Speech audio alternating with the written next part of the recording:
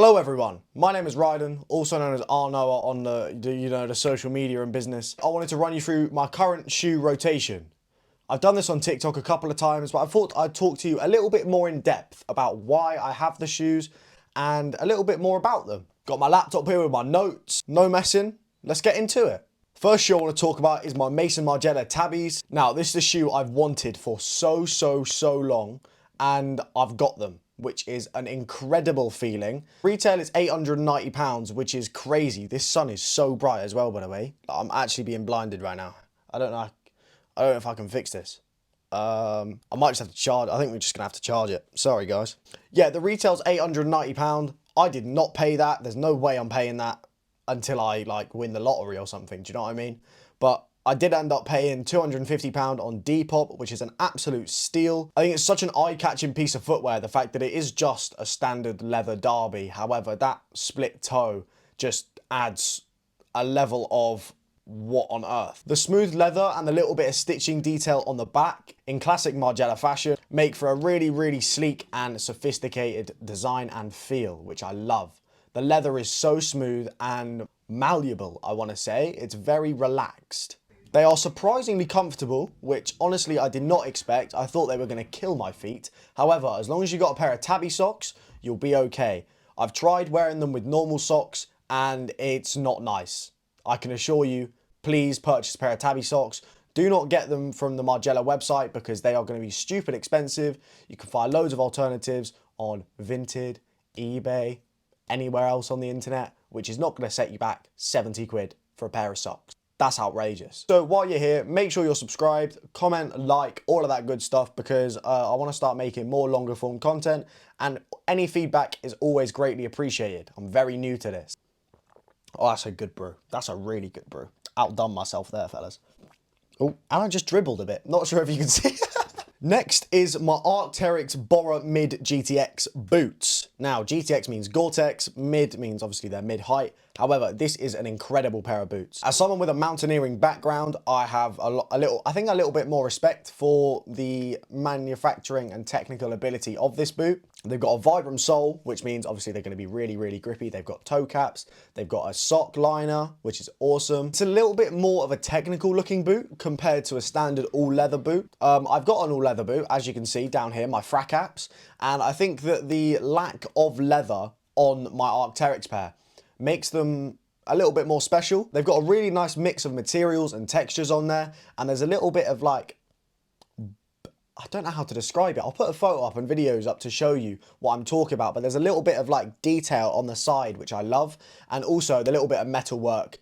Love it. Love it, love it, love it. Black and grey colourway makes them really easy to style. And these retail for around £275. However, I did not pay that. I paid 40 quid through Vinted. I don't really wear these as much as I should, but I do think they are a really great boot, especially if you're looking for something a little bit more technical looking. Oh, do you know what's really annoying? I'm supposed to have two shoes there and I'm just not going to have two shoes for the... Oh, mate. Do I get it? Hang on, 1 second. Let me just put it back. That is actually enraging, the fact that I didn't notice that before. Moving on. Next is my Oxblood GH Bass Weegens. These are a beautiful pair of loafers. Been needing a pair of penny loafers for a while and never really pulled the trigger until I was in London and went into End and tried them on. Turns out they were on sale, so I had to buy them. They retail for £200. I got them for 107. Bargain. I think the Oxblood colorway is so nice, and when you wear them, it will eventually start to fade and it creates a really nice look. I don't really know how to describe it, but they look incredible. I got the pair with the lug sole purely because it adds a little bit more of a chunky look. Chunky look. I can't speak. I shouldn't be doing this. Yeah, it gives it a bit more of a robust and sturdy look, as well as being a little bit more functional, helping with things like comfort and grip, which is good when you live in England because it's wet and slippy wherever you go, and I want to be drippy wearing my loafers. I haven't had these for too long, however I really haven't found the wearing in process to be too bad at all. I found them to be pretty comfortable from the off. I did size down half a size, so that might have something to do with it. Oh, my laptop screen's kind of dirty. Next pair is these, my Paraboot Michaels, specifically the cow print ones. Now, I absolutely love these shoes. They retail for £400. I did not pay that. I paid $230 brand new on Depop because some guy got gifted them for Christmas and they didn't fit him. So thank you for the steal, mate. Appreciate that big time. It's a really, really nice statement shoe, and I love the fur details. It's like really weird to look at. Fur on a shoe does not make sense. However, it looks so good. And also on this pair specifically, no two pairs are the same because each pair will have a unique cow print on them, which I think is awesome because it's like people could still have the same shoe as you, but it won't look the same, which is a very cool fact. Very cool little fact. I can't speak, and the lighting's gone. I've only had one issue when it comes to para boots, and that is the insole. The insole is awful. It lifts, moves, shifts when you walk, becomes unstuck from the sole really, really easily. I haven't worn these in a while purely because of that. It is irritating. For a £400 pair of shoes, I think that should be a little bit better para boot. So please take notes. But also para boot, if you're watching, I'd love another pair. Maybe of the loafers, of the cow print ones, just if you happen to see this. I think the stitching details around the sole and the subtle branding makes for some really nice little details. And I think they're a beautiful shoe if you want something that's a little bit more standout for this summer, spring time. I think it's incredible. Final pair I want to talk about is my Kiko Kostadinov Asics. Now, I've always been a bit confused by the Kiko Asics. I don't really know what to call them all because they're all different. This specific pair that I have is inspiration taken from Kiko design.